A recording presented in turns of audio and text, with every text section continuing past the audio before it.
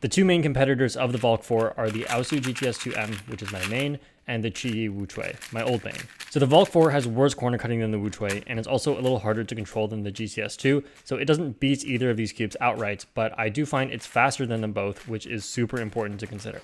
For example, the Wuchui is technically the best at corner cutting and stability out of the three, but if I try to turn fast on it, it doesn't really show. Even though the cube has these good qualities, I can't control myself when turning this hard. So even though the Valk 4 is harder to control, it's faster, and that might make up for it. By the way, this cube is 60 millimeters, the GTS2 is 61, and the Wuchui is 62 millimeters. I always found the Wuchui to be a bit too large, and the mini Wuchui was just a bad cube. The GTS2 size is great, and the Valk 4 is also great, probably the smallest I want a 4x4 to be, otherwise flicking slices would be uncomfortable if my fingers hit the side layers every time. I set this up by lubing it with weight 5 and loosening the screws a little. Now the cube is not that tight out of the box, but it was a little slow, and so that just made it a worse Wuchui, so I wanted to allow it to have more flexibility to perform at its best. Making it tighter didn't really add to the control, as the turns would still catch pretty often, so I figured that loosening it would let me take advantage of the speed. And the speed has been serving me well so far, but the flexibility is a little hard to get used to. So I think if you limited the speed of the Valk 4, it would just be a worse Wuchui, and then there's no point in having this cube. So I think the cube really wants to be flexible, and the pieces will always behave unexpectedly, and that I think is just something you have to accept with this cube. That its performance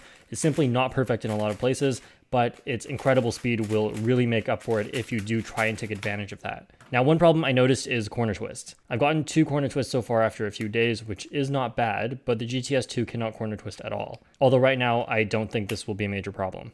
By the way, there are 2 magnet strengths.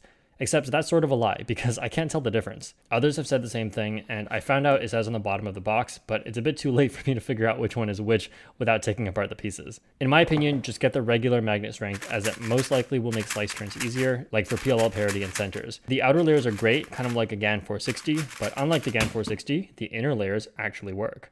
So right now I'm going to stick with the Valk 4 over the GTS2. I'm a little less consistent with it, but I average around the same thing, and I feel like this takes time to get used to. So maybe over time I'll get better with this, I'm not sure. So I'll go to a competition before I fully make up my mind about this, as the added speed and flexibility could change my opinion in that environment. But overall, this is a very solid cube. Not a definitive upgrade for me like with the GTS2 versus the Wuchui, but it is something different that I know a lot of people will like. But for now, the Valk 4 will be the 4x4 that I'll be using. If you have an opinion on the Valk 4, agree or disagree with what I think, let me know in the comments. Thanks for watching, and I'll see you guys next time.